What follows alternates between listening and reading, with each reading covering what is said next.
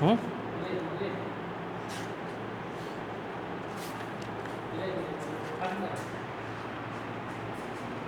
বিসমিল্লাহির রহমানির রহিম। সুপ্রিয় শিক্ষার্থী, কেমন আছো সবাই? আশা করি ভালো আছো।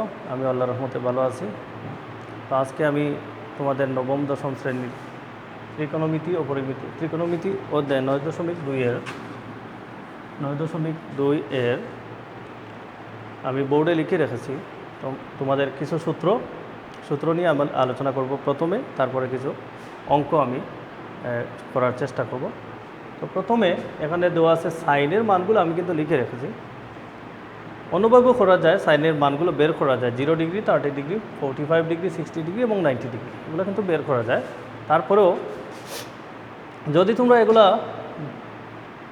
আত্মস্থ করতে পারো, সাইনের মানগুলা 0, হাফ, 1/√2, √3/2, 1, এগুলো যদি আত্মস্থ করতে পারো তোমরা, বাকি মানগুলো সহজে কীভাবে বের করতে পারো এটা নিয়ে আমি আজকের ক্লাসটা করতেছি।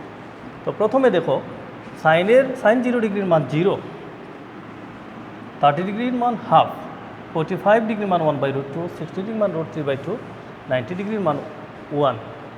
তাহলে আমি যদি 90 ডিগ্রির মান, এটাকে আমি এখানে 0 ডিগ্রির মান 1 হবে, এটাকে উল্টাইলে আমরা কি পাই? সাইন 90 ডিগ্রির মান 1, কোস 0 ডিগ্রির মান 1 হবে, √3/2 হবে, তারপরে এটা আসবে এখানে 1/√2, হাফ এখানে এবং 0 এখানে চলে যাবে। তাহলে আমরা এই মানগুলোকে আমরা বিপরীতভাবে সাজাইলে আমরা পাই 1, √3/2, 1/√2, হাফ, 0। তোমরা কোসের মানগুলো তোমরা জানতে পারবে সাইনের মান থেকে। এবং আমরা যদি টেনের মান বাইর করি, আমরা সাইন থিটা বা cos theta equal to tan theta, আমরা জানি tan theta equal to sine theta by cos theta. তাহলে খেয়াল করো, এখানে সাইন 0, 1, তাহলে কী আসবে? 0 আসবে। তাহলে আমরা টেনের মান পেয়ে গেলাম। একইভাবে আমরা সাইন 30 ডিগ্রি মান বাইর করবো, sine theta by cos theta. ধরো সাইন থিটার মান হাফ বা কস থিটার মান √3/2, তাহলে আমরা এটা অর্থাৎ টেন থিটা সমান সাইন থিটা বা কস থিটা। তাহলে সাইন থিটার মান হাফ এবং কস থিটার মান √3/2, আমরা উল্টাইলে কী পাবো? 1/√3 পাবো। অর্থাৎ আমরা আরেকটা মান পেয়ে গেলাম। তোমরা এবারে এটা 1/√2কে বাদ করলে 1 হবে। 1/√2 ভাগ 1/√2 ইকুয়াল টু কী হবে? 1 হবে। এটা আমরা পেয়ে গেলাম 1045 ডিগ্রির মান। এবারে আমরা 1060 ডিগ্রির মান বাইর করব।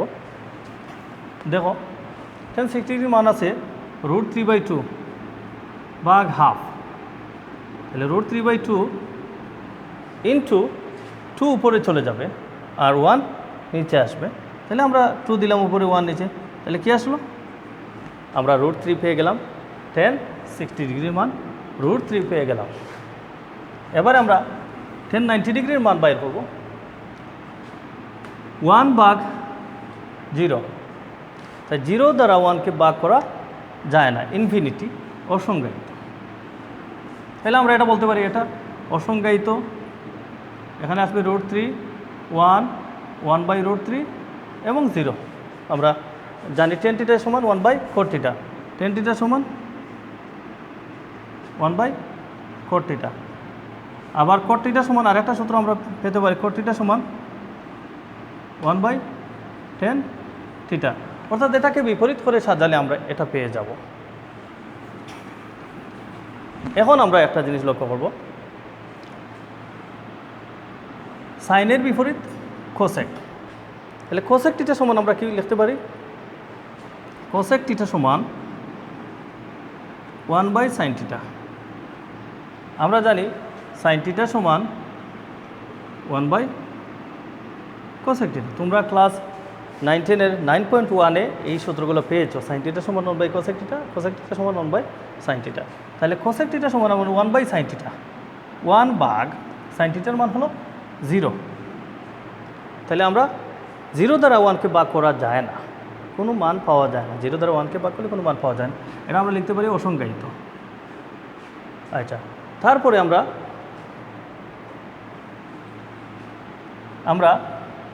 এটা হাফ 1/sin θ, cosec θ 30 ডিগ্রি মান, sin θ এর মান হলো হাফ। তাহলে 1/2 এর মানে 1 ভাগ হাফ ইকুয়াল টু 1 × 2 যাবে উপরে, 1 নিচে, তাহলে কত আসবে? 2 আসবে। তাহলে আমরা 1/√2, 1 ভাগ 1/√2 হলো sin θ এর মান, sin 45 ডিগ্রি মান 1/√2। তাহলে 1 ভাগ 1/√2, 1 × √2/1, তাহলে কত আসবে? √2।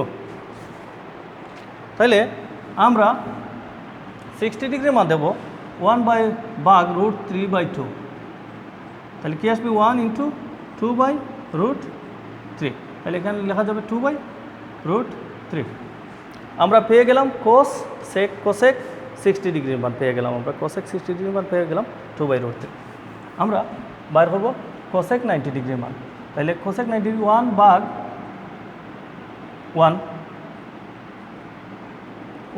1 আসবে। তাহলে কি হলো? আমরা 1 পেয়ে গেলাম।